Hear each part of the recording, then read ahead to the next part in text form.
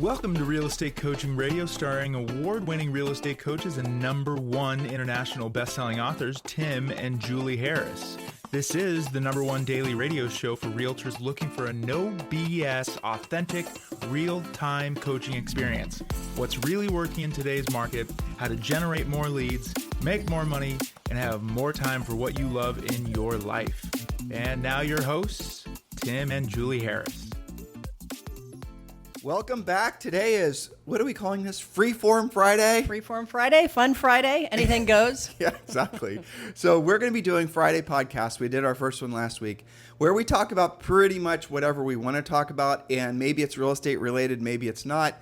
A lot of what we're going to be sharing with you are, I think, insights as far as like what Julie, insights is too strong of a word. Really, we're just going to have a free-form conversation about the things that we're reading, the things that we're listening to, some of the conversations we had in the previous week. And last week, we talked about everything from, health things to aliens to, all kinds of different topics. Anything goes. Anything goes. And so really the reason that we're doing this is because one of the things that Julie and I are very conscientious of is that we have to keep our own brains frosty, and frosty is a way of saying really kind of alert and awake and not being complacent. So when you've been doing something for a long period of time, like we have been doing with coaching and these podcasts, for example, and many of you are in the same situation, if you don't inject new information, stuff that has nothing to do with your normal fare, your brain's going to go a little bit soft. And you have to, change it up quite frequently, frankly. The better you get at one particular task, the more important it is for you to really start injecting again more, I think, totally, completely weird, different types of thinking.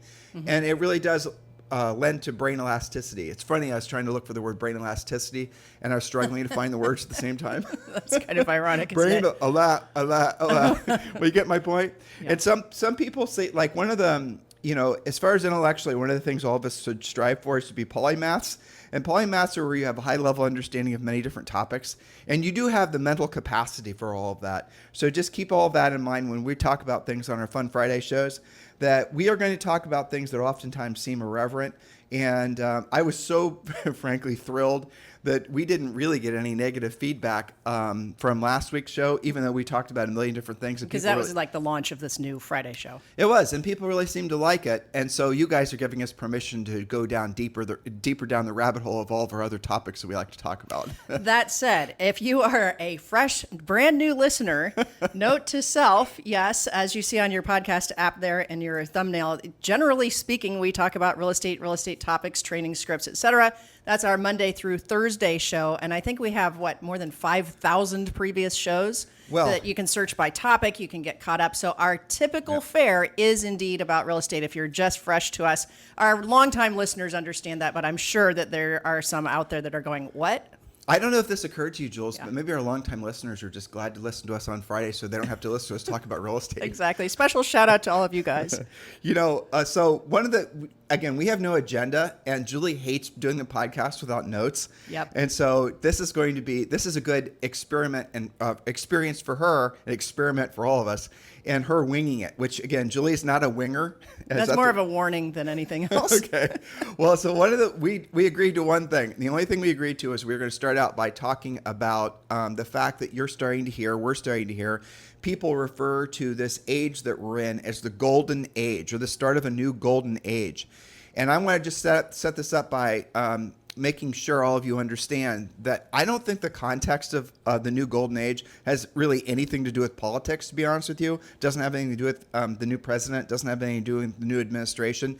The new golden age, I think, harks back to periods in human history where there have been other golden ages. And again, very rarely have they been political. Matter of fact, in most cases, really in all cases, the politics have followed what it has been happening societally. And so that's what I want to start out by talking about. So that's the only thing we've agreed to today is, Julie, what is all this talk about the golden age? What does it mean to you? And I know you've been listening and watching to a lot, listening and watching on YouTube and reading a lot of stuff about this, new phenomena that everyone seems to agree that we're commencing. That's a good question. So I think that it is the combination of enthusiasm, things being more positive on an intellectual basis, on a cultural basis, on a technological basis, and all of those things kind of coming together at the same time. It reminds me of, Zoe's studying the Renaissance at school. And that was another kind of golden era where you had advances in technology, advances in, that's when books became prevalent. Books weren't super expensive anymore. It started to be available to everybody. And think about what's happening in terms of space exploration and energy and all of these things. It's not just one thing. So I think, in previous eras, it was the time that we accomplished this, but not all of these other things at the same time.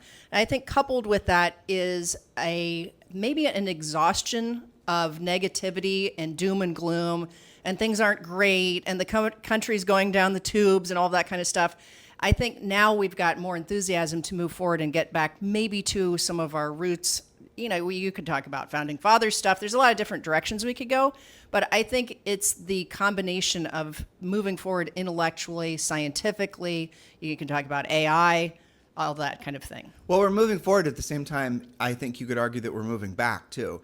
So it's almost like, I think about Zoe, right? Zoe is so determined to learn things on her own, even if it basically results in somewhat of a painful learning experience. And so if you only study history, most people only know history in their time frames and their lifelines, right? So you'll know if you're, 55, you'll know history fairly well from, say, 1980 to modern era. That's your scope of history, but you don't really take the time to go back into history and really to study when there's been other similar things happen again in civilization. Doesn't even matter which civilization it was. I mean, the Golden Age was originally, I hit up the Chat GPT and put it in Golden Age. What was the Golden Age? And it spit out a bunch of history. But here's what I'm trying to express to you. What we're experiencing, in our opinion, is, as Julie just described, but in addition to that, what it feels like is that it's not a rejection necessarily. It's almost like people needed to test their precepts with regards to how a lot of people were raised in the popular cultural phenoms. For example, and I'll use this one as an example because there's something that I think I would have not predicted. I don't even think, I just find it, I'm speechless. Number one podcast in the world right now is a Christian podcast, more than Joe Rogan. And Joe Rogan's podcast got an average of 13 million downloads. Per episode. 4 days of the week, he's having 13 million people listen to him for 3 hours. That's epic. Yeah. And so that podcast has been number one for a long period of time. And Joe's been having a lot more religious people on his podcast. But in addition to that, the number one listened to or downloaded podcast right now is a Christian-based podcast. Now, why am I sharing that with you? Because what that should indicate to all of us is what's happened is we've gone through this long era, starting arguably in the 60s and into the 70s, where people are exploring other religions, other ideas about spirituality. And I'm not criticizing. I'm just saying, stringing all these thoughts together. So people seem to have been going through, culturally, we are exploring sort of the whole New Age movement. I think, that was probably a big part of it, exploring Eastern religions and just doing all these things, kind of a mashup of things that weren't Christian. And I think maybe what was happening is a lot of people culturally, again, were exploring. They're testing, okay, was this Christianity thing? Is this really what it's supposed to be? Is this it? Well, let's go see what else is out there. What are the alternatives? And I think fundamentally what's happened is the pendulum swung too far to people looking for, and this is the only explanation I can come up with, looking for a way to fill that spiritual hole that all of us have that only can be filled with God. That's what I think. Mm-hmm. And so what they did is they started filling it with, again, New Age stuff. They started filling it with the whole self-improvement genre is basically, heavily laced with New Ageism, all these other things. And that pendulum swung so far in that direction.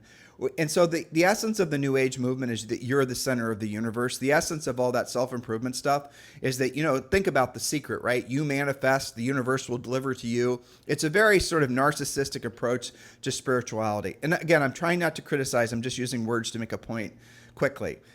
So that is wholeheartedly right now, that sort of approach has now, I think, widely been rejected or starting to be rejected by folks that are realizing that approach to life, it didn't work for me. It hasn't worked for anyone I know. It didn't work for other people that came before me. Because really what religion provides more than anything is essentially if you want to even remove the scripture from it, what religion provides is a structure or a blueprint or a roadmap, a set of rules to live your life by. And when you do, generally speaking, your outcome is going to be far more positive than when you don't. Absolutely. It's basic guidelines.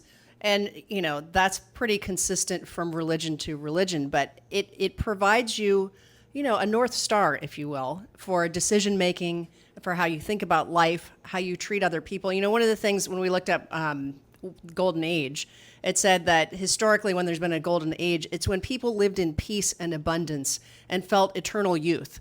Now, why would they feel that way? It's because they did have some kind of a North Star, because they weren't in conflict like some of these other maybe non-religious things provided, right? So the Golden Age thing that we hear people talking about now, it does have some historical perspective. Often, Golden Ages refers to periods in history characterized by, cultural, scientific, economic greatness. The Golden Age of Athens during the 5th century. All those types of things. And so if you scale this forward, there was golden ages in the 1930s and the 1950s, and there was, 1920s, all these periods of time when there seems to be abundance, not just of, material wealth, but abundance. But also peace was a tenet of those times. We weren't at war with everybody. It was. And so it does feel, at least to me, and obviously I think it feels like this to virtually everyone. Yes. Again, the number one podcast in the world right now is Christian-based. That the pendulum is swinging very much, far faster than I ever would have anticipated. I think it's just almost inconceivable. Whiplash, yeah. It almost literally within like a week. Yeah. Well, some people are calling that the great vibe shift. I've heard that floating around. So that puts maybe a modern spin on it, but that's where people come around to thinking like, I think one of the good examples of that, which ties into what you're talking about religion here, is when Joe Rogan interviewed Mel Gibson recently, on his podcast. And specifically, they were talking about Mel Gibson has a new movie coming out. I can't think of it at the top of my head. The Resurrection or the second part, Resurrection of Christ, or something like that. And one of the things that resonated with me, because Joe's listeners are mostly guys, guys, but I listen to them with you now and then. And we were listening to Mel Gibson talk, and he said when he's thinking about the Bible and Bible stories, that a lot of people say, oh, well, those are just like fables or parables or whatever, which they are stories. But his point was those were actual historic figures. Those were not fictional figures. And you and I watched something on Netflix not too long ago about Moses. I thought that was very well done. There were so many things that I know the basic stories like most people do, but there's so much more to it. And all of that goes into, that was interesting. That explains why this, right? So you put that into your own modern era thinking, and it helps you navigate things. And I think it does give you a centering feature that these non-religious things that people have followed, and maybe religious isn't the exact right word, but they call themselves like spiritual, right? And then like, and that's fine too. It's everyone has their own journey. Yeah. Everyone has their own journey to faith. Everyone has their own journey to God. But there's degrees to it, right? And you don't have to make it so long and painful is the point. Exactly. There's a reason why essentially, if you look at, for example, any golden age, really, there's an element always of strong belief in God. Maybe one thing has to do with the other. And if we know statistically that you have a higher probability of having the life that you'd really like to have, just all the things you want in life, all the experiences that you want to have in life. If we know that there's a strong correlation between following the tenets of, Christianity, and frankly, a lot of other religions too. But if you follow those tenets on how you live your life, that you're going to have, most likely you're going to have a far better outcome than if you don't. That leads you somewhere. And it's also, if you look at what most people are searching for, what everyone's searching for, and I said this before, is in my observation, is they're searching for a way to feel connected with something. And sometimes that something is materialism. Sometimes that something is, recognition, being famous. Sure. Sometimes that something is, all kinds of different things. It's some level of alcohol, drugs, filling your cup on some level, right? And so what we do is we look for we're all walking around this empty space, and we're all sort of looking for something to fill it. right? And then there'll be somebody that comes along and says, well, I'll try this one on for size. And you'll say, well, everyone around me is doing that same thing. I'll try that one on for size. And then guess what? It doesn't do the job. You end up where you started. And then look at Russell Brand, for example. Mm-hmm. He's another good example. Julie and I've met Russell Brand before, and this was back during his Katy Perry. He just divorced Katy Perry. Yeah, we met him at Post Ranch in California. Yeah, and let me tell you, he was creepy. He was Bro creepy. was straight up creepy. I'm going to tell a story. The dude is smart, though. I mean, if you listen to him talk, go ahead. So we're on this, and don't worry, we'll hopefully go back to where we were saying. Yeah. So we're standing on this deck, and if you guys have never been to Big Sur, California, if you've never been to Post Ranch, if you've never, it's stunning. It's stunning, just it is. And if you're in that part of the world, we're massively jealous of you.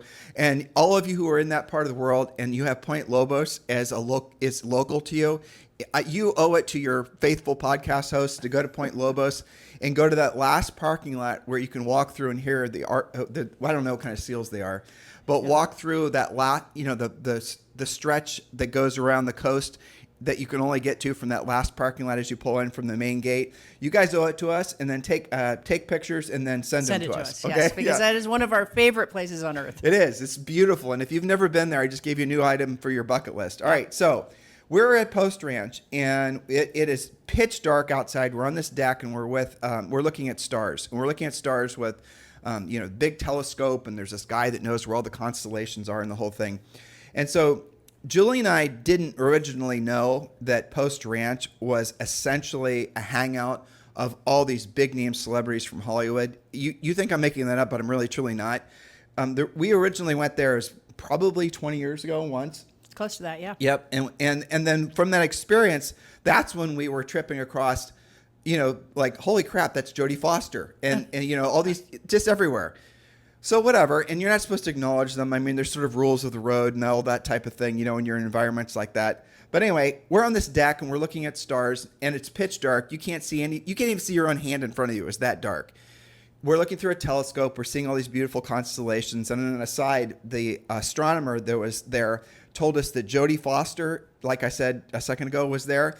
And that, do you guys remember that movie where she... Contact, thank you. Where she was going to that the solar system, and she was going to meet with, basically to connect with aliens. I forget what the name of the planet, Sirius. Sirius. Yes. Yeah. All right, so... He said she was out on this deck. And remember, this movie had been fairly recent when we'd gone there. And it was a beautiful movie. If you guys don't remember that movie, definitely want to watch that this weekend. So she is standing on the deck with a telescope. This is what the astronomer's telling us. And he had to show her where Sirius was in the sky. I just think that's funny. Ironic. You would have thought she'd kind of catch on to that, given that the entire movie was about that. Exactly. The entire movie was about getting to this particular solar system, and he had to show her where it was in the sky. Yeah. Anyway, I think that's funny. Anyway, so we're standing out there on the deck, and we're talking to this gal that I thought who is the actress? Oh, gosh. I don't remember. She has kind of has a deep voice like you do, frankly. Not Gyllenhaal. Or, I'll think of it in a second. Yeah. Anyway, so we're talking again. We can't see anything, and so we're having this nice little conversation, and she's very sweet, and very nice, and we're looking at stars, and Julie and I are showing her where different things are in the telescope and pointing things out. She's just having a good old time. She'd never even seen like Mars, and she'd never seen Venus. It was like her first telescope experience. Yeah, it was awesome, actually. Yeah, it was. It was fun sharing that with her. Yeah. And even though, frankly, I don't know what she looked like, it was. We were all in the dark. I couldn't recognize her now. No. It was her voice, but you ended up exchanging information with her. She's deep in my contacts somewhere. Yes. Yeah, and I, by the way, I told you this, Julie, but I ended up Googling her, finding out, and she was the heiress to one of the largest hoteliers in England. So she was actually British, even though she had zero accent, because she'd been schooled in the United States. She was probably, what would you say, mid-20s, somewhere in there? Like I said, I didn't see her, but I would only assume. Yeah. Anyway, back to Russell. Sure. So we're standing there with her, looking out on these beautiful stars and the whole thing. And then she notices, like, she turns around, and there's this, and Russell's tall. And so there was this tall guy wearing this white jacket that looked like it was for someone that was like 10 sizes smaller than him. Remember that white jacket he used to wear all the time? It was like, what is that all about? Yeah. Anyway, this is like peak Russell Brand. He was completely involved in all of his misogyny and all of his sexual exploits and his drugs and debauchery. I mean, he was, Old Testament, bad. So he's standing there and he's staring at us. So it turns out those two were dating or something, Something, I don't know. And he doesn't even say anything. But I turned around, and because there was lights in the back of the deck, you could kind of see where he was, and he's kind of a distinctive feature. And we'd seen him the same day earlier, so we knew he was there. And he had this stone cold serial killer look on his face. And so we'd been out there talking to his, I guess, friend. And so then they walked into the restaurant. So you have to walk through a restaurant to get to the deck. So we stayed out there for a little bit longer and enjoyed the experience. Started to get cold. So we walked through the restaurant, and then you have to walk through the front door to leave. And he was sitting in the restaurant with her, and he stared at me almost like he wanted to literally skin me alive for no particular reason. So he just sat there and stared at me, and we had no choice but to walk right by him. And he just locked eyes with me the whole time. No, hey, hello, how's it going? Nothing friendly Creep whatsoever. show, 100%. Yeah. Anyway, so it's so fascinating to see. And by the way, I think Russell Brand is an incredible talent, just the record. And I had no ill will towards his freaky behavior. Just sort of, I think, added to his. It just made the evening that much more spicy, I guess. Exactly. Well, I'm telling the story now, almost a couple decades later. So he's now found religion, right? And he's now discovered his faith in God, and he is all the things. And culturally, there's a massive shift that's happening, and it's indicative of other things that people have, I think, grown weary of. And it is the substitutes for God people have grown weary of. COVID, I think, was the last nail. Oh, I just said a word that might get us flagged on YouTube. Bad. Okay, so we're not talking about go down it. that road. But that era, I think, was something of a final straw for a lot of people that maybe were using big government and trust all those types of things. And I have to again be careful because we don't want to get slope. Yeah. But yes, and that was the final straw. And people are saying, "Oh my gosh, I had faith in the government. I had faith in all these other things." And we're let down. And they were literally using those words, and they were let down. So there's my Russell Brand, Jodie Foster religion story. Let me bring that all. Let me land the plane a little bit on that. So why Russell Brand? Now you talked a lot about the previous Russell Brand with his, and he talks about this drug addictions and debauchery and all kinds of stuff. And now I've heard him interviewed a few times about the new Russell Brand, that he has put that behind him, and as I don't know whether he says he's reborn or what have you, but one of the things that resonated with me that he said was, I always kind of said, Christianity, the Bible, the teachings, that's all, he said he kind of had that in a certain bucket in his mind of, that's all right for all you guys, but whatever. And then he said, this is him saying, he said, but I never really knew anything about it.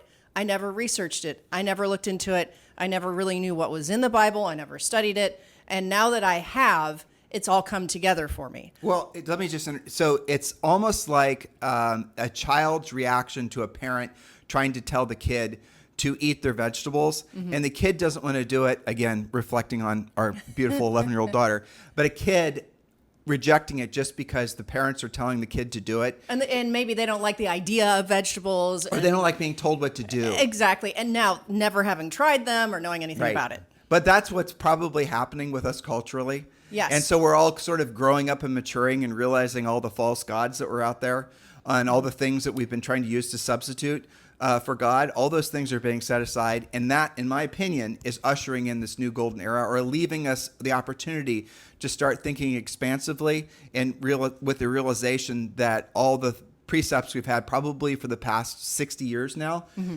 need to be set aside, and let's get back to the fundamentals of what really makes humanity and really our country, frankly, extraordinary. Yes, extraordinary and successful, and in a better light. And this whole vibe shift idea towards those more tried and true North Stars. After all, a lot of this stuff has been around for thousands of years.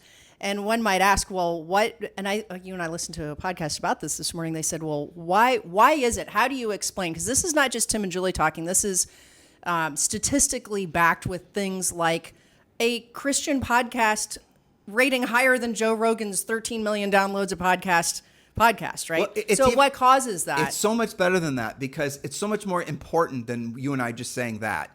Because Joe Rogan's been doing podcasts for longer than we have, and we've been doing podcasts arguably since 2011. Time, All right, and he's been doing them for as long, and he has as many podcasts, if not more, than we do. Right. And so this religious-based one had nowhere near the foundation. No, they're pretty new, actually. And now it's past popular culture, it's past NPR, it's past all these other things, and now people wanting to learn about God and how to get reconnected with something that they all fundamentally, intuitively have felt was missing in their lives, and now for whatever reason, they've given themselves permission to really allow themselves to explore that and to embrace what's innate in all of us. Yes, well said. And I have two thoughts on that. One is we keep on referring to that podcast. It's called The Bible in a Year with, I don't remember his last name, Father Mike. I listened to some of that this morning. How did you find that originally? Because you've been talking about that on and off for like 6 months. I think that I got that as a recommendation from another podcast, which is called How to Raise Good Humans. I think that's, about parenting and stuff like that. And I heard it referred to by maybe a couple of other people. And I thought, well, that's interesting. And maybe that came out on the Russell Brand interview where he was talking about actually reading what he had previously written off. So fair, it's funny when you have several things direct you towards a new thought. I think I got it from several places, but it's called A Bible in a Year with Father Mike. One of the things that I like about it is it's not like really heavy, like going to mass and sitting there for 2 or 3 hours and, falling asleep or whatever. It's very approachable. Father Mike is like, a modern guy talking about how you would apply this. So he reads a little bit of scripture and then he says, well, what does this really mean? He helps you understand it. He helps you think about it. So I like that. And also it's like 30 minutes or less. So it's very approachable. I think that's one thing about that. And the other thing with regards to both the new golden era and this vibe shift idea does go back to podcasts. Here's an idea that I think is tied to this. With I don't know if it's a total death or demise of like traditional media. We all know the ratings have gone down and, all of those reasons. And the migration towards podcasts. The difference is that podcasts do not have all of these gatekeepers and filters. And, it's very, like, if you listen to a podcast, it is what it is, right? It's not like... Can I interject one thing and don't lose your train of thought? Okay. Because it's important. We've said that before, but we haven't said why that's true. Sure. Because iTunes doesn't have a bunch of checks in place. All the other platforms do. So right now, YouTube is listening to our podcast. They're listening to the words that we say, and they're looking for certain words, and their AI will flag those words. And then they'll just decide whether or not what we are saying in the context in which we are saying it violates their terms of service. iTunes doesn't really do that. The reason it's very fascinating to me how amazing the iTunes platform truly is, because you can't cheat it. You see very, very, very few people go from being popular on YouTube to being popular podcasts. It never happens. Julie and I, our YouTube channel didn't really start taking off until maybe 2.5, 3 years ago. But we got, our podcast, we've done thousands and thousands and thousands of podcasts. So if you look at, for example, the number of people that are able to go, again, I'm going to say it, from being podcasters to popular YouTubers, that's pretty much, I think, a natural extension. If you're good on a podcast, your content's going to find an audience on YouTube. But the YouTube people don't find an audience on with podcasting. Now, you ask yourself why that's true, because it is true. It's because a lot of your YouTube audience, the visual audience, is not looking for information that's that drilled down and in depth. And if you ever have, this is kind of a fun experience. If you watch the news, whatever the hell the news is nowadays, it doesn't matter what channel it is, MSNBC, Fox, CNN, whatever it is. If you watch it with your eyes closed and just use your ears, and then you're going to start, it takes sometimes like a minute or two, but you're going to realize how much utter crap it is that they're saying and how much it is just absolute, fling-flammery compared to a really decent podcast. So being able to articulate what you're trying to say in a clear and concise way, verbally, with no ability to lean into, essentially the usual facial mannerisms that all of us rely on in real life face-to-face conversations, The nonverbals, I have no nonverbals with any of you guys right now as I'm talking, and neither does Julie. And you know what that does is it forces us to be really good at trying to convey thoughts and our energy and, hopefully helping all of you. Frankly, this is cathartic for us, this Friday show. But without that, again, taking a really good YouTuber and putting them on a podcast doesn't translate because they have the inability, generally speaking, this is the only conclusion I've come to articulate at the same level. It's vastly harder to start a really good podcast and have a really good audience because most podcasts have like no downloads ever. And I don't even remember the numbers. I haven't looked in probably a year, but they basically get no downloads ever. And then I think a lot of them, unfortunately, are really good potentials. I've listened to podcasts that have no downloads, and some of them are really good, really, really smart historians and things like that. So the moral of the story is what's happening in society is people are realizing that a lot of the stuff that they've been consuming really is just bubblegum. It's just garbage. Yes, and I think that there is a movement for more people to learn to think for themselves. Yeah. I was thinking about this morning as I, again, was listening to something. I think it was on Raising Good Humans. Let me just finish this one thing. I'm sorry. Because okay. There's somebody out there, one person probably that's appreciating the point I almost lost. All right. So on iTunes, if you want to basically get downloads on iTunes, you can't cheat it. So if you if you have a YouTube channel, you can actually, you can market or promote your videos and you can get views. You can get people to subscribe. You can hire, run ads. Google owns YouTube. And, they want you to promote your YouTube channel. And I'll go as far as to say I've talked to people that have huge YouTube channels and they spend a gob of money promoting their channels. They spend tons of money on ads and whatnot. There is no vehicle like that for podcasts. Matter of fact, that's one of the reasons that a lot of people struggle to have a successful podcast is because there are no shortcuts or hacks. Your podcast, like iTunes, will internally promote your podcast based on the feedback, the 5-star reviews, and the number of downloads. So honestly, it's a meritocracy. That's what Apple did with iTunes.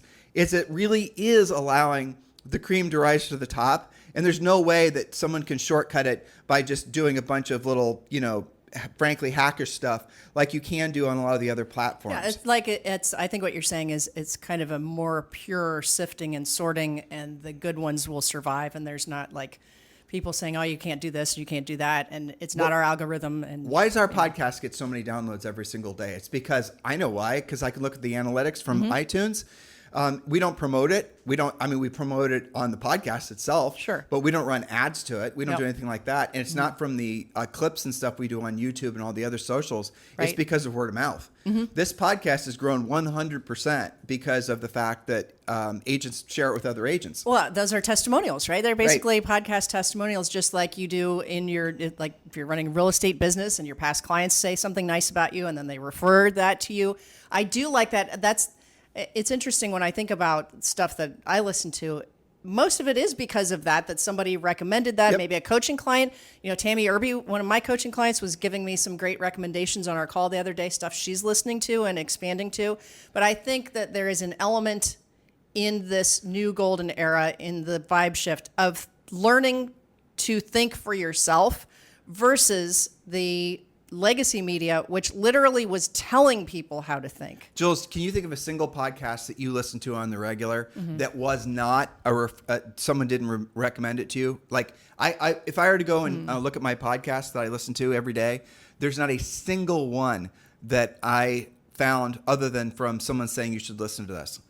I probably 90% of them. The only ones I've searched, looking for new stuff before. Like I like the 5 Good News Stories. It's a 5-minute podcast. It's all positive because I look for little snippets that I can listen to on a dog walk, for example.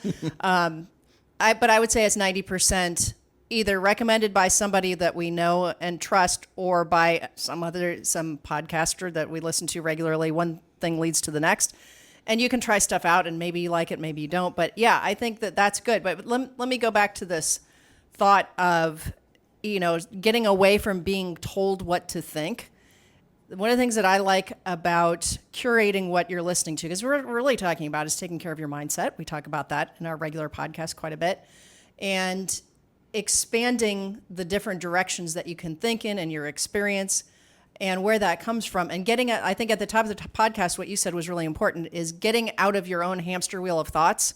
And I see this particularly, I think everybody gets into that we did a podcast about getting out of bad habits and thought habits and things like that. But especially some of our listeners that are doing a ton of transactions and they're in it every day. They're having a lot of the same repetitive actions and thoughts. To branch out and listen to something completely out of, say, your real estate wheelhouse. I think that's very cathartic. I think it's very good for you, and it will creep into your life in many different ways. Maybe you go on a listing presentation, and because you listen to something about the Renaissance and they have a picture on the wall that reminds you of that makes that connection that much more important. And I started to talk about... You're talking about gatekeepers. That's really what you were saying. The people that have been gatekeeping us from information. Yeah. The people that we were told that this person is an expert. We were told to listen to this person. And then we conditionally... this is what makes me think this is all genuinely part of a golden era. People are not going to be fooled anymore. So when you had somebody show up on Pick Your News channel and they had, you just automatically assumed that person knew what the heck they were talking about. We were very trusting for a long time. Well, we were our generation was raised to be trusting, and certainly older. Yes, but I think the oldest generation of millennials, the oldest ones, which are just a little bit younger than us, they're the last generation that were raised that way. All the younger people don't even remotely trust. I mean, not at all. No. I bet you people are like, "What cable news? The hell's that?" How do you even find that? Right? Exactly. Yeah. But so the younger generation is the one that's going to lead the way, essentially, in the hard reset of all these different forms of media. But that's really what you're talking about. You're talking about the breaking down of the gatekeepers. Yes. People are tired of being told, listen to this, do this, believe that. And you said something else too, which I thought was interesting. You said we're all trapped in our own hamster wheels. Yeah. I'll go as far as to say that we have been trapped in not hamster wheels of our own making, but we've been trapped in hamster wheels that people have made for us. Yes. Interestingly, you and I watched the movie again, 1984. Yeah. And it was almost chilling I would say probably 5 or 6 times in that movie where it was like, whoa, we got a bit too close to that fairly recently. And George Orwell wrote that book. What was it? 50s? I think it was the 50s. I think he wrote it like 1939 or 40, and then somewhere we researched in there. It was right. It was after World War II. Maybe it was right after. Yeah. Maybe it was 49. Yeah. But so, it's not like he would have known all of these things, but some of the chilling stuff about like being told how to think, what to think, what is it called? Thought crimes and things like that. That was creepy. To your point of, we were all very trusting for a long time, and to what end, right? Where did that lead us down that path? So let's take a pivot there, and I want to talk about, and I heard this morning, and I thought it was very fascinating. Do you know how many countries have a First Amendment, anything even remotely resembling free speech? I don't know, probably not very many. It'd be none, except the United States. Wow. Right. So if you look, for example, what happens when and how many of them have a Second Amendment, the right to bear arms? I don't know, maybe a handful. Why is it the First Amendment, the free speech, and the Second Amendment is the right to bear arms? To protect yourself from what? Probably from the government. From from tyranny. No, tyranny. That's right. To take care of yourself. And so look, isn't that interesting that there's a human desire for free speech, and so being able to say what we think, and look what happens when all of a sudden that starts to get encroached upon, let alone taken away.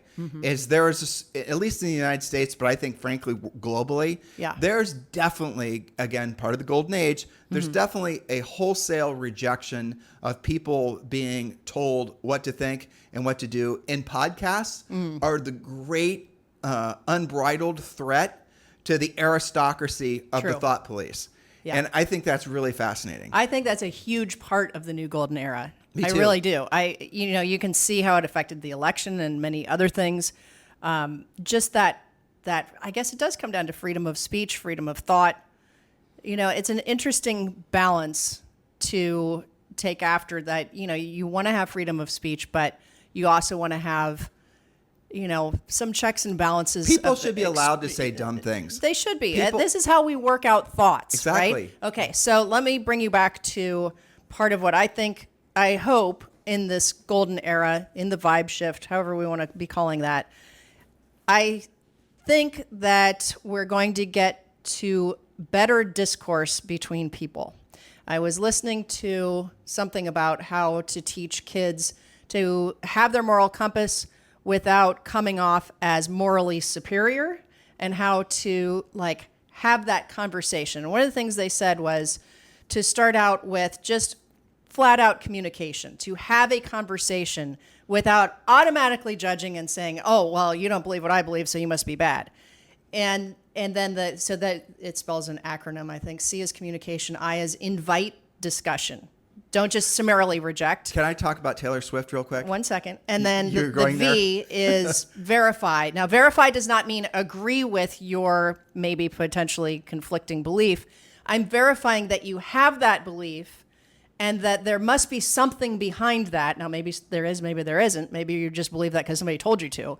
But that, if you remember the acronym CIV, as in civility, right, of discussion, because that's how things used to be. When, like, go back to how the country was founded. They had discussions. They talked to each other. They looked at different ideas, right? It wasn't just, well, it's my way or the highway. You're either on the right or you're on the left, or you're believing this or believing that. So you communicate first.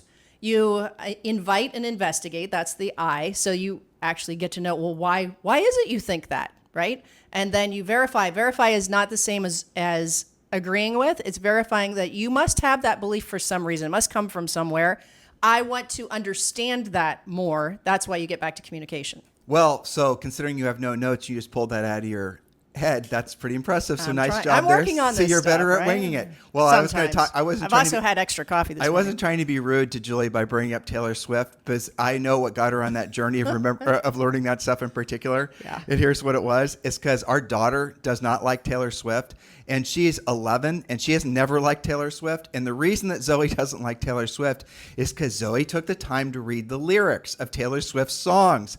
And especially the latest stuff. Yeah. Taylor Swift's songs are not in alignment with the Catholic upbringing that Zoe's had. Zoe went when she was very young. She went to when we lived in Texas. You know, she went to a very traditional, nuns walking around and the whole habits, the whole Mass thing. on Friday. Exactly, Mass on Friday. And that fundamental software that was loaded into her head is forever there, which is spectacular. And so all of her friends were becoming Swifties, and they were pulling her into this whole Taylor Swift thing. And Zoe actually lost some friends because she did take a little bit of I don't even know, I'm using the word self-righteous pops into my head, but I'm not sure really what on a kid level. She didn't know how to express herself to them why she didn't like Taylor Swift, other than basically to try to make those girls feel like they were wrong for liking Taylor Swift. And the problem was, and Zoe didn't realize this until, again, she'd lost some friends, is that a lot of those girls liked Taylor Swift because it was an experience they were sharing with their moms. And they like to sing the songs on the way to school and things. Right. So really what happened with Zoe is she lacked perspective on that. She didn't do the C part of the CIV, right? She didn't communicate. She communicated from her perspective. I don't like Taylor Swift because I think she just sings about breakup songs all the time and they all sound the same. And then Zoe's like, don't you think that maybe the problem should be that you should be thinking about why you're breaking up? I mean, she has this whole thing. She could go into probably a sermon about it. She could have a talk show on all the things that she's like little Dr. Phil and all the things that Taylor Swift is. And by the way, she came to all this on her own. This was not in any way fed to her. I think Taylor Swift has some good songs. I've never had discussion one with her about it. It's just that they spend 7 or 8 hours a day at school and this stuff comes up, but so what we're trying to teach her. And I think what hopefully we all as adults are learning is there is a way to have discussion where you can have differing opinions, and that does not make the other person wrong or bad or necessarily evil, with some exceptions. Obviously, there's evil in the world. This is such a good point, Julie. Very good. But you can have, like, I remember when we went to the AP, our alternative high school, we had some great, like, Science and Society was a great class where we could have actual discussions about real things and take them apart and put them back together again and feel like you walked away with a greater understanding of something and still have differing opinions on something. Do you understand why it's important to have that discourse about taking something apart and putting it back together again? Do you know why intellectually and spiritually why that's important in the learning process? Well, talk about that. Because you make the knowledge yours, and it's not you own it more. It's not dogmatic. So it's like when I'm totally with you. Sorry to interrupt. No, you're not. it is part of what makes you tick, and it gives you confidence, and it gives you identity of who you are. And I see, and we'll stop talking about Zoe in a second, but No, we won't. You know, we had an interesting discussion. She said that, they're all kind of pre-teeny right now, and they're like old enough to have more intellectual thoughts, and they're studying more interesting things, but they also are mostly kid and don't process things like an adult, right? So they're in an interesting little developmental stage. It's amazing. It is amazing. It's really interesting to watch. And what she said was, she was talking about how she's feeling confident in who she is. And she sees some of her friends, and she's got there's a lot of really strong use kids. real words. You haven't told me this. So what did she say to you? She feels like, I think part of it went back to the Taylor Swift conversation, that she feels confident in her beliefs. Like she'll. Sweetie. Let me give you an example. Mama, and act like it was Zoe talking to you. I want to actually hear the real words. What did she say to you? She said some of her friends. Well, she was talking about using swear words, and so she gets into it with them a little bit. Like she'll say things like, "I understand why sometimes swear words happen, like when you're driving, Mama," or something like that. I'm like, hopefully this doesn't go too far. But she said, but I don't think that should be something that a kid really uses normally. And I said, are you sure about that? And she said, well, different families have different rules, but I feel like that's a rule that I like. That's for me. Like she's putting her little filters So together. we told her not to swear, but she's now making it her own because she thought through it and why she doesn't want to use certain words. She doesn't like it. She doesn't. She thinks it's only, in certain situations, stuff like that. She had to have her own life experience, test things out, look to see these other kids that she knows to see what essentially, and put it in context. It wasn't just Zoe dogmatically don't swear. Zoe, okay, I'm not going to swear because I don't want to get in trouble with Dad. Right. But at the same time, she now has sort of gone around the bend and now made that part of herself. Maybe we planted the seed, but then it actually became who she was. I see where you're going with this. Yeah, exactly. So I think it's finding, to your point, well, you asked, why is it important to take something and take it apart and put it back together again? I think on one level, it's a deeper understanding, so you know even what you're talking about. Like, it does drive me crazy when somebody is super opinionated, but doesn't really have any facting behind it. Like they're just like super judging you off the bat. There's a difference, but they do it with confidence. That makes me insane. There's a difference between sounding like confidence and competent, is what you're saying. Exactly. There's a huge difference between confidence. Like if you go and listen to a lot of these blowhards, on the different platforms, and they talk with all this energy and enthusiasm, you don't listen to the words that they're saying. You feed off their energy and enthusiasm because you think, your brain thinks that person could only speak so, with so much energy and enthusiasm. Yeah, exactly. Vitriol, right? Whatever it is. Mm-hmm. If they knew what they were talking about. If they absolutely positively were somebody I had to listen to. After all, something in my brain thinks that's what leaders sound like. I mean, harken back to Hitler and his famous speeches. I know that's what you were thinking. Yeah. And so, there's something that triggers a behavior in all of us when you're listening to someone wave their hands around and talk with all this. But the truth is there's a big difference between, speaking confidently, faking it, acting, and being competent about whatever the hell they're talking about. But here's the thing. As I said a second ago, I can get triggered by that when somebody is like over the top. In our space. Especially in our space, okay?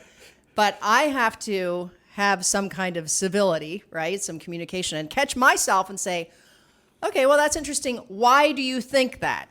That's the bridge that we've gotten away from. And then not try to spin it around on them and put them in a corner. And I'm not asking that just so that I can be right and you can be wrong. I have to be genuinely, intellectually, spiritually, mentally, emotionally invested in finding out maybe there is something. Why is it that you think that way? And if you come up dry, you have nothing.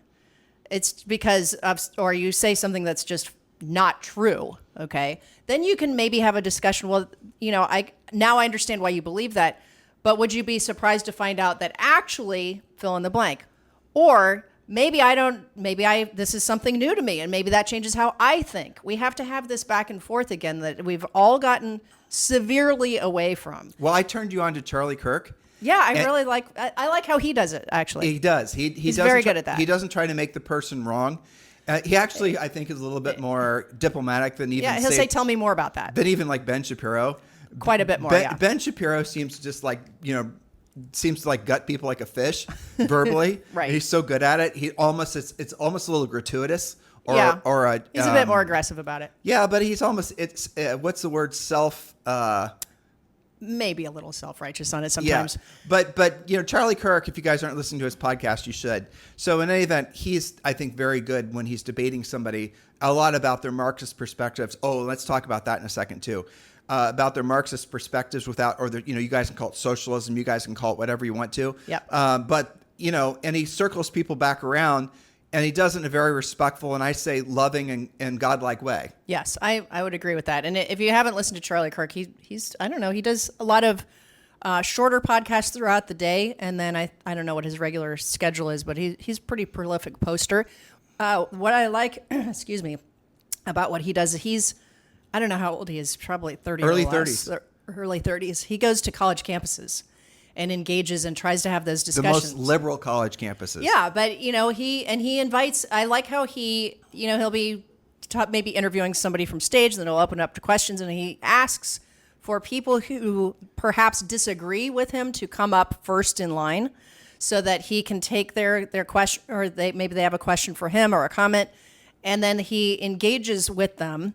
And it can be very interesting. I mean, I've learned a lot from both sides of how he thinks. So do you mind if we switch? Nope. Okay. Fire away. Again, this is how Julie and I spend our non-real estate time and our brains. So I was listening to another interview, again, podcast, and this is with someone you mentioned earlier, Mel Gibson. Oh yeah. And Mel said, and I heard some other people parrot this, and you and I talked about it. It said almost this. What he said is that the fires in California and the lack of the ability to put them out was almost seemingly intentional, almost like they're trying to run people out of California. And I thought to myself, like my brain was like, that can't be true. Scooby-Doo, huh? Yeah, exactly. You run people out of California, there's less, people living there, there's fewer families. Yeah, why would that be? There's less tax base. It made no sense to me, especially some of the wealthiest, most productive people that, and that's what Pacific Palisades and, did I tell you I got an email and a bunch of videos from Ben Salem? No, I have been interested to hear from him. He sent me a bunch this morning. I'll show you. Yeah. And it is apocalyptic. Wow. That's the only way of describing it, because that's his real estate market. And that's in his own neighborhood. It was on fire. Is he okay? I hope he's fine. okay. He's fine. But he had to run off with gun in hand, looters Wow. in his neighborhood. Oh my gosh. Everybody else left. There was a couple neighbors, the HOA president and some local police that stuck Wow. around, and then he stayed there to protect his house, and he did, and he was completely That's prepared. unbelievable. Yeah, but he the videos are unbelievable. And then he walked around. The things he sent me were just little iPhone. But Wow. his neighborhood is it's not Pacific Palisades, but it's one of those. It's areas where like Kardashians live and all Yeah. that. It just is unreal. It's surreal. And he sent me videos that were taken during the fires. Yeah. And the fires were like right across the street, right down the street, houses burning. And very fast moving too. I saw some of them. I saw somebody's Ring camera that I think in the space of, it was 32 minutes from when they saw a spark to it coming down the mountainside, and that's what he said in their neighborhood. He said the winds. He said that there was no fires in his neighborhood. He said he was outside. And he started getting hit by these big ash balls, and they were completely out. He said they were not just pieces of ash. He said they were almost like little snowballs, basically. And he said they just started coming out of nowhere. He said he ran to his house, and he said, "Christy, we've got to go," as his wife. And they've got little kids, and she's like, he goes, "The fire is here." She didn't believe it. And they went back and forth according to this audio he sent me. And she had to go on her own little sojourn up the street, and she came back in a full panic because she realized the entire street and the neighborhood was on fire. Wow. And just moments before it hadn't been. And so they all rushed out and left, and his house was spared because Ben had built around his property essentially an irrigation system that started on his roof. Wow. And he showed me pictures of it. His whole house looked like a waterfall, and he had a backup generator to run the pumps. So what he was doing was getting the water. This is Ben. He was running pumps from I think he was either running, I don't know what was fueling the generator, doesn't matter, draining his pool to put water all over his property. Oh my gosh, that's awesome. Okay, so let me just hover there for a second on a little coaching moment, because at the beginning of this week we did a podcast planning about the fires and preparation and how to do things. And the first point was take care of yourself and your family first. Put your own mask on first. Now, so proper previous planning prevents pitifully poor performance. That's the 7 Ps. Ben is a fantastic example of that. Mm-hmm. And now Ben can say, thank you, past Ben, for doing what perhaps some of his neighbors might have thought was a little bit of crazy stuff in preparation. Dude, he had the whole thing MacGyvered. He showed me these videos. That's awesome. He had all these garden hose all around the property. He had special, I don't know how to describe them, but rods that he'd created, because he's an inventor, right? Yeah. He's like an amateur inventor. That's what he does as a hobby. He's actually patented a lot of things. I didn't know that. So he had these little mechanisms. Yeah, remember how those little things you put over your earbuds and stuff? They were supposed to stop. Yeah. Anyway, so he had these devices to stick the hoses up on the gutters and on the roof, and this whole thing. That's awesome. Anyway, it was total MacGyver. Yes, but so back to the Mel Gibson thing. Okay, so Mel was insinuating, and I heard other people pick up on it, that it was by design that they weren't putting the fires out, or at least they're ill prepared. To which I still, as I say, you guys can hear me stammering because I can't possibly imagine that's true. It's just absolutely so evil to think that might be true. So, okay, whatever. I just let it go. Julie and I just thought, well, Mel must be having a Mel moment. So then I heard somebody else better explain it, and it was on Tucker Carlson's podcast, I think. And the guy they were talking about the history of Marxism and Karl Marx and all the rest of it. And again, I knew some of this. I did not know anywhere near the amount that I learned on that podcast. It's the one I told you should listen to. Yes. Did you listen to that this one weekend? Yet? Okay. Yeah. It's in my queue. Yeah. Yeah. Okay. Was it Tucker? Yeah, it was Tucker. Okay, good. So it was maybe 2 or 3 shows ago. I can't remember the name of the guy who was interviewing, but it was Tucker. You guys should definitely listen to that one. So he walked through the whole history of Marxism, but the thing that really just rocked my world was when they started talking about the fact that in essence, and this so made sense, is the reason it was so, I think, shocking to me, is that, so when Julie and I were growing up, and you guys, the same thing, all of our experiences, everyone has sort of had a taint on successful people. There's a bit of a belief culturally amongst a lot of people, and it's become normalized that rich people are rich because they, essentially took advantage of poor people. That look what's happening with the whole belief that a CEO is only in their position because of the fact that they have all these other people that are. It's the whole concept behind, I think, a lot of the rationalization behind unions and all this type of thing. So the belief is that rich people are only rich because they steal from the poor people, because they figured out different ways to take advantage of other, and you guys can see this has manifested itself throughout time in different religions. True. A lot of the issues the Jews have been experiencing since forever, all these types of things. And so he started explaining how in Marx's doctrine, the idea is that rich people, obviously, they're big believers in redistribution. And you heard Bernie Sanders saying the same thing recently, like yesterday. And Joe Biden on his speech on the way out of his closing speech as president or whatever it is, he was saying the same thing. These oligarchs and all the rest of it. All the while, he gave the Presidential Medal of Freedom to George Soros, who's arguably one of the biggest oligarchs on planet Earth ever. Anyway, I digress. And so we're talking about the Marxist theory that rich people, there should not be such a discernible, significant difference in the wealth that's held by fewer people. And that is somehow evil, or that's somehow something that society should proactively work to take away. And who should be in charge of that, my dear listener? The government, of course. So the government should have all the power, not certainly the oligarchs to listen to Bernie, or certainly normal voters. The government should be deciding. Going back to the George Orwell 1984 book and movie, and you guys should watch or read that ASAP. The government should be deciding who gets to say what the beliefs are, what the religion is. By the way, in 1984 there was no religion. Very similar, if not the exact same, as communism. In communist countries there is no religion. At least there's no, government religion. It's fringe to be religious in most communist countries. So what's going on with all of that? What's going on with maybe what is going on in California? That there was no real effort. I don't believe this, by the way, but I'm just saying conceptually it's interesting. What if there is essentially a spin up of these Marxist beliefs that people wouldn't even identify? I don't believe like, maybe it's someone saying as they listen, look, Tim, the fact is that if someone has a lot of money and, somehow they got that by taking advantage of other people. Do you believe that in any way?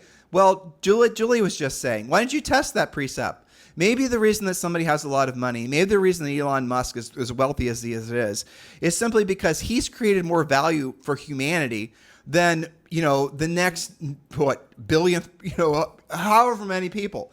Look what he's done. Look at all he's created. Don't you think there should be just reward? And who decides how much he should be rewarded for that? Bernie actually goes as far as to say that nobody should have a net worth more than even $1 billion. Why $1 billion, my dear friend Bernie? Why not make it 1 million? Why not make it 10 million? Why not make it 100,000? And all the excess money that people earn should go to the government so all of you guys can decide who gets what. To what end? So you can be the ultimate, arbiters of truth. Ultimate arbiters of, well, power. We've got to have a level playing field. And so you literally can then control what people think and frankly vote for. If voting in that scenario, worst case, would even matter. It wouldn't, of course, because you can control whether they work. You can control whether they get a house. Like in communist, we have friends, some of you do too, who actually grew up in communist countries. Mm-hmm. And there was no meritocracy. There was no climbing the ladder. You could have the most talents and ambition,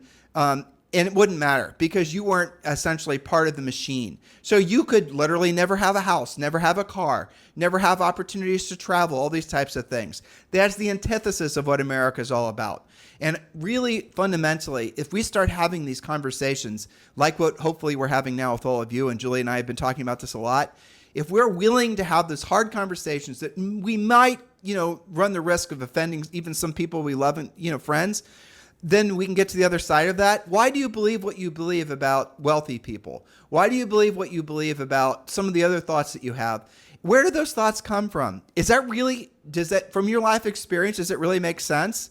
Does the person who, has a lot of money, just staying on that as an example, can you think of examples where that person, is Elon Musk really taking advantage of people, giving away Starlink to everybody in LA right now to basically make it so people have internet connections? All these thoughts. So, Julie? Yeah. Well, it gets back to investigating why it is that you believe what you believe. And why is it that somebody you're talking to believes what they believe? And I hope that this movement towards investigating and thinking for yourselves brings us a lot more fruitful conversations and gets, one of the tenets of the golden era was peace. That's not just not being at war with other countries. It's not being at war with each other. And maybe that sounds a little too kumbaya, but I think that that's an important piece of moving forward. One of the things that I wanted to monitor of this, hopefully golden era or vibe shift, is I hope that makes its way to college campuses because that was a great purveyor of some of the problems that we had. So I think that's where, some of my future investigation will go. You guys, if you want to, follow the breadcrumbs, I just put into ChatGPT about Marxist beliefs, and there's obviously ChatGPT is, going to churn out all kinds of interesting information. It's still churning it out as I'm reading it. You guys should definitely go and do that yourself, and then check yourself against what you read about what you believe to be true.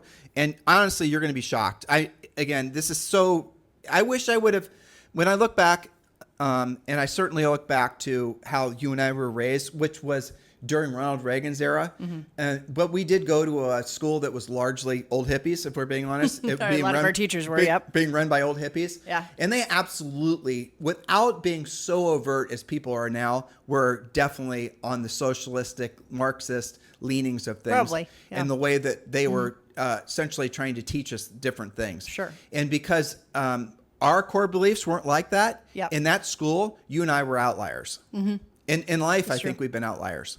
Yeah. I remember when you and I started being successful in real estate, I tell this story, and this is, makes me, it used to make me emotional, doesn't so much anymore. But in our first year, hey, we're making it about real estate. Landing the plane. In our first year, Julie and I have been married for 34 years this year. We were high school sweethearts. And we essentially, when we were done with college, or college was done with us, and our first year selling real estate, we did our first transaction when we were 23. And we sold over 100 homes. And it was like 103 or something like that. That first full year you're talking including about. pendings. Yeah, our first full year. And so we had made, and remember, this was back in the 90s. And so we had made, and remember our age, it was over $300,000. Our average sale price obviously wasn't very high, but we did over 100 units. The average commission was only $3,000. And after that, we sold real estate for nearly 10 years, and we ramped our average sale price up to closer to like 850 or 900. Again, put it in context, that would probably be equivalent to 2 or 3 million per house now.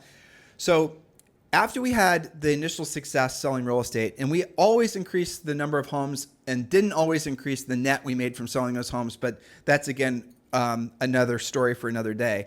But I remember we bought a slightly used what year was it? It was a 1996 or 97 BMW M3 four-door. His name was Cosmo. We named it Cosmo because it was Cosmo black. And I loved that car, by the way. We did. I look on every day on Bring a Trailer for one to show up again. Anyway, so we bought this thing, we leased it, and I remember. My dad was a big car nerd, but my dad definitely was, and I didn't really realize this until I've grown older. He definitely was a little bit more Marxist, socialistic leaning in the way that I was raised, and the way that he. The things that he was fascinated by. He worked basically for most of his life for the government. And no, I would say certainly he was in the Army. He worked as an engineer for some of the defense industry. There is strong reason to believe that he worked for a while for the CIA, frankly, and some of the things I found. But anyway, all that aside, so Julie and I, we earned the money. We bought this BMW. He wasn't, frankly, we had just been so busy the previous year. We just kept our head down. We didn't even stop to celebrate our little victories, other than the fact that we knew that we were finally making real money. We paid off our student loans, We'd sort of broken away from I think the caste that we were born into. You were supposed to be a school teacher, and I was supposed to be, I don't even know what. And so we now found ourselves on a totally different trajectory from this first year. And all we did really is, we went after for sale by owners. We called expireds. Lots of open houses. Lots of open houses. We worked our tails off. We did. And we didn't know what we were doing. We obviously were successful, but it was less from talent and more from energy and enthusiasm and just a desire not to fail, I think. 100%. Yeah. So we bought this car. We pulled it into the driveway, and I remember knocking on the door of their house, and my dad opened the door. He saw the car. My mom was right behind him. He saw the car, and then he took a look at it, and then he slams the door, walks back in the house, and he literally didn't talk to me for a year. I remember that. Yep. It was so weird. He wouldn't weird. talk to me on the phone. He wouldn't meet with me. He wouldn't talk with me. And now what I didn't tell you was my dad had, unfortunately, a lot of late in life business cycle failures. And at that point, and I, maybe I should have been more sensitive to this, but I wanted my dad to be proud of me. He was suffering what really would only be described as a meaningful downswing in his own economic life. And he never recovered, frankly. He had a business fail. And the business never came back. He never formed any other business, and it was just sort of a slippery slope down from there. But anyway, so I showed him this car. He wanted nothing to do with it, and I could not resolve why he had acted that way. Why did he act that way towards me? Why was that his reaction? Wouldn't he have just at least shown a little bit of a congratulatory approach? And so why do you think, listeners, why do you think he took that approach? What was his reasoning behind that? Because he couldn't figure out in his brain. It didn't make sense that his son was able to do something like that at our age. It didn't make sense that, Tim and Julie were all of a sudden becoming these different people that no one could quite wrap their minds around, especially in how they'd seen us. I don't know how else to explain it. Can you help me out here? Yeah, I think it's that. And we were a lot younger then. Probably we could. We were a lot younger then. Who in their 20s even really thinks, I wonder how that's going to be perceived? Nope. In retrospect, we could have, but I think it's probably unrealistic to expect that of. Well, when you're in your 20s, you still want approval from your parents. Absolutely. And I think that he must have been triggered by, and I don't think he even would put that into words, like subconsciously, that it wasn't the recognition and approval that you were looking for. It was somehow like showing off or something like that. Well, so my mom later told me, and this is after he passed away. Yeah. Okay. My mom later told me, I asked her about that, and she said, because he was jealous. But that's what it comes down to. That's what it comes down to. And it's probably started as a very subconscious emotional thing. That's the closing the door on. But he used to say things when I was growing up. He used to literally say the types of Marxist things that I was dropping earlier about essentially rich people are rich because they took them from other people. Yeah. And remember, he had a background working for the government. Your parents, to some level, because they were both teachers, had similar leanings. Yeah. But none of them Not to the extremity that we see today, though. No, certainly. But neither my father nor your parents would have ever even given you any suggestion that they had Marxist beliefs. No, well, they wouldn't have called it that, but they wouldn't have called. They would have called no. it. Well, your parents are part of a union, and all these things. But they wouldn't have realized the fun where those. Okay, so this is the end. This is the pendulum that I think is. And so when you and I were, in our formidable years, that was what was taught to us is how to believe like that. And then when you and I broke free of that and really did our own thing. Our whole familial support structure, certainly lesser from your parents than mine, and our friends, everyone rejected us. There was not a single person that we took along with us on that journey when you and I basically, and we weren't walking around being boastful and putting it in people's faces or anything like that. And it was new territory for us, trust me. Yeah. And now, and obviously we compounded it from there, and we really haven't slowed down, and nor do we plan on slowing down.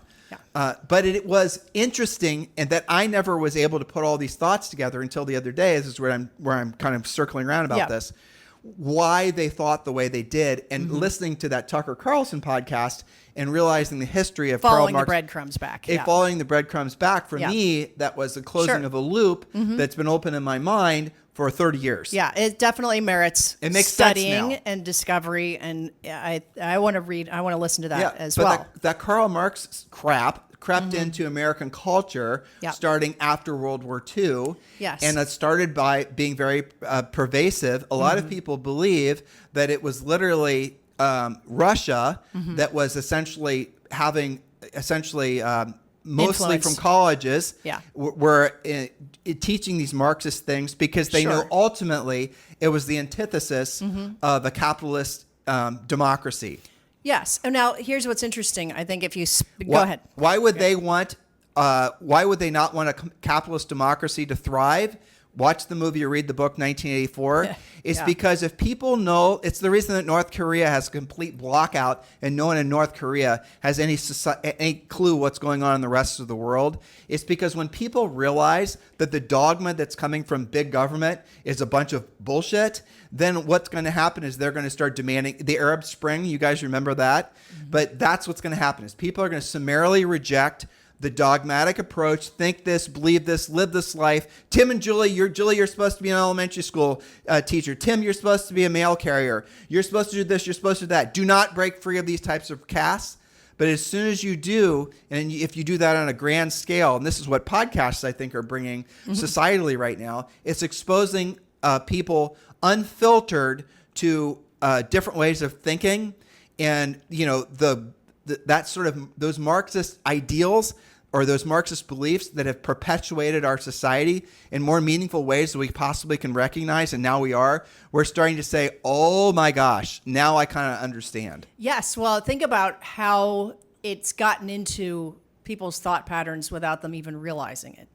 Because most people wouldn't say, well, gosh, I didn't know I was a Marxist. Because, they haven't studied it, but the thoughts they come in different ways, different flavors. For example, have you ever heard anybody say, I'm not in it for the money? That's related, right? I mean, even when we do goal setting with agents, well, I don't sell real estate for the money. That's kind of rejecting capitalism, and that must be bad, and I don't want to come off as a rich person. They don't want to be judged. I don't want to be judged like that. I don't do it for the money, right? I think it also comes out when people don't want to be competitive because winning makes them feel like it's not fair. Denying competition is definitely part and parcel. That's my point. Because it's a communal approach where everyone's supposed to get their fair share. And that's the reason Julie and I intentionally say we want you to have, you're more than your fair share. We teach you guys to win. But people have absolutely, in some cases, taken to our coaching, they've taken a adversarial stance because we use words like competition, because we want you to win, because when it comes to taking a listing, there's only one agent that's going to get the contract signed. And again, when we sold real estate and you and I were going after expireds and we were doing all the other things we did, we definitely pissed people off because a lot of people in the real estate industry, after all, the whole premise of real estate is sharing commission, sharing this and sharing the other thing. And when we would go to Howard Brinton events and different events, the idea that you walk in there with your best ideas and you're supposed to share them with everyone else, including your competitors. What? No, that's not how real business works. Hey, in life, you have to win. There's so many places where winning is baked into being human, right? I mean, even Howard, he used to tell the story about evidence that you're meant to win is that the sperm was successful and you exist. Okay, now that's way out of context. You might want to put that into tell the whole story. You said it. I don't even remember the whole story other than the context of. No, the context, Julie. It had to compete against a million other sperm for you to exist. Exactly. There you go. Right? I mean, just on a basic humanity level. I want you to play what you said back, and I want you to not include the secondary explanation part. If someone is just listening to it cold. And I hope they didn't fast forward to that with point. what you just said. I know. That's funny. But it's true, though, right? Yeah. I mean, you are meant to win. Everything you do in life, you were meant to win. And so you were talking about Marxist but that's beliefs, how God designed us. That's my point. Yes. Yeah, it's not just physiologically. Well, look at when you plant a bunch of seeds. Do they all grow? Do they all survive? Or do some of them crowd each other out and the strong survive? This is the way of life. Well, it's like this whole, again, it's very, sorry to harp on this, guys, but this whole idea that, we have mass overpopulation, there's not enough ability to feed everyone, and how there needs to be fewer humans. Have you guys heard people actually talking about, essentially I don't even know what to say. The word genocide popped in my mind. But when you hear some of these far left people talk, and they actually believe should be some form of calling, as in CULL, calling of humans because there's overpopulation. Well, look what happened in China with not being allowed to have girls. They have an entire generation that's going to age out, and they actually have what is it called? The replacement theory of replacing yourself. That's not happening. What if they have a missing generation? But you guys realize that's the antithesis of what God says? Do you realize that's the antithesis of what all of us have experienced on this planet? If it's true, if they're right, and there's too many people on planet Earth, well, then what's going to exactly happen with all, like, if you think how much land in the United States is unsettled, for example. Most of it, actually. Most of it, right. And if you look at our ability to create new things, the reason that new things are created is because there's demand. And so as more humans are born and more humans need places to live, and there's more humans that need food, what happens is the humans figure out a way to take care of those more humans, as we've always done since Adam and Eve.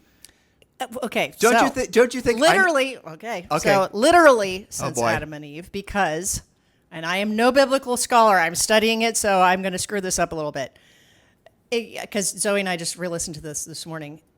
When God created Adam and Eve in the 7 days in the whole Genesis, right? He literally said, "Go forth, populate the earth, and dominate the earth." That He made the earth for man and woman.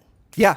There you go. go. There you are. And then, so the people that are saying, well, we have too many people, there's not enough food, there's not enough water. Do you notice, guys, how the anti-spiritual people always are closely tied to the scarcity mindset? Like, they're always saying there's not enough. There's not enough. And it's not fair. But isn't that fascinating? Have you thought about that, Julie? So that gets...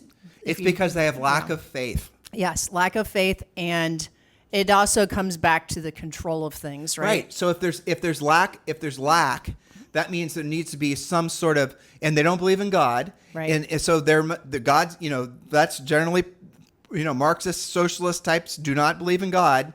So if that's true, or they might say they believe in God, but they don't actually live by biblical teachings. And if that's how they actually live, and then they think the government is supposed to solve the self-created problems, or the perceived problems. And you see that happening in politics. But that too is getting summarily rejected. And that's handing over control. And when you hand over control, you can be manipulated. So is there really a lack of food, or is there just lack of efficiency of people having access to food, and who's in control of all of that? Well, is there a lack? Is there government trying to stymie the? Okay, so let's look at energy, just as a for example, and then Sure. I've got around the bend because I got to get in a Yep. Zoom. All right, so if you look at energy in the so we don't actually harvest our own, to use a word, we don't harvest our own natural resources in the United States because after all, coal is dirty. Okay, so what do we end up doing? We end up getting our energy from foreign countries. Do you think who does energy cultivation, let's say, cleaner than the United States? Nobody on planet Earth does. That's the answer. So if you're saying, well, we get all of our energy, we're getting our oil from all these different foreign countries. Well, guess what they're doing? They're polluting the atmosphere, and they're creating all the nastiness that we're all pridefully walking around saying that we don't create because we don't, mine and all the rest of it here in the United States. Well, in other words, the energy is being created, Right. not by us, and in a less clean way. Exactly. A less clean way, certainly a less humane way. And so we're all like, oh, we're superior to all these other societies and because we don't, destroy our natural resources and all the rest of it. Well, they're destroying theirs, and the ramifications or the byproduct of the destruction of their natural resources is just as a harmful effect on essentially the environment as Or if worse. we've done it ourselves. Yeah. So the whole idea that, we're somehow better than, say, for example, China when it comes to coal is a bunch of crap. So if we're the energy that we have, why is it then, what is it at the heart of not allowing America to use its God-given natural resources? It creates scarcity. It creates, we have to solve this problem. We can't obviously go to all the massive amounts of natural gas and oil that we have that we could essentially be exploiting for our own benefit that, is under our own ground. So that means we have to create all these alternative things. Well, hell, we're going to create electric cars. Where do electric cars get their energy from? Well, you plug what are you talking about, Tim? I plug my car into my garage and I'm good to go. Where does the energy come that's going to your house, that's going to your car, that's electrifying your car? Coal. Right? What? Okay, so stay on that thought for a second. Kind of related to energy, I think. But has anybody answered, speaking of natural resources, why were the reservoirs in California empty? They had billions of water capacity. Well, it's the one in particular. Why was that? The one in particular that was empty was the one that was exactly there for the sole purpose of providing potable water. Potable water, yeah. Okay. Non-drinkable water. But here's the thing. Yeah. This reservoir, I don't think they call it a reservoir. In California, they have a much more interesting name for it. Yeah. Let's call it reservoir.